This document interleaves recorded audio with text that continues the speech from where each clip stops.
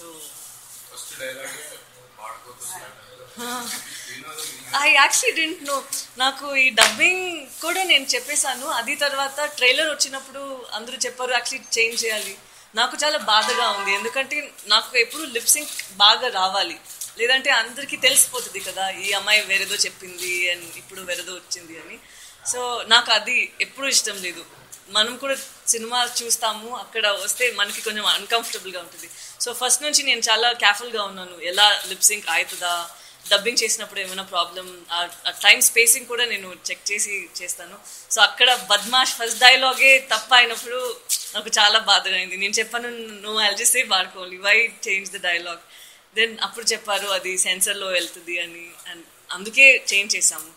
But అది తర్వాత sensor board okay చెప్పిన తర్వాత అదే ఉంది. ఇప్పుడు నాకు చాలా సంతోషం. లేదు, నేర్చుకోవడానికి ఏముంది యాక్చువల్లీ, బట్ కొంచెం కష్టం. ఎలా అందరూ యూజ్ చేస్తారో నాకు తెలీదు, చాలా కష్టం. ఒక 2-3 టైమ్స్ చేశాను, but it's very nice, very interesting. And ఈ మూవీలో నేను చాలా చేశాను which I didn't even imagine. మనకి కొంచెం ఇమాజినేషన్ ఉంటుంది కదా ఇలా రోల్స్ చేస్తాము అని. ఇది అన్నీ ఒక పేట్రియాటిక్ ఫీల్ లాగా ఉంది నాకు, ఎందుకంటే actually I went and planted కుట్టి కుట్టి ప్లాంట్ ఉంది కదా, అది అన్ని ప్లాంట్ చేసాము.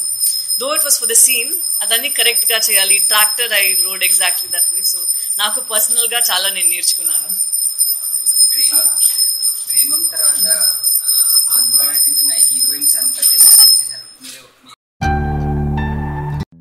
ఎరా హ్యాక్ చేసావా? లేదు. ఏ ఇంతకీ మీరెవరు? గుర్తుపట్టలేదా? నేను Siddhu. What you forgotten me only. 10th class A section, Bhashyam public school. ఇదిగో వీడు మన శేషు. నేను నమ్మను. నువ్వంటే ఇంటెలిజెంట్ కాబట్టి కనిపెట్టేశావు. ఏరా శ్రీధర్, ఎలా ఉన్నావు? మీరు ఎవరు? మర్చిపోయావా?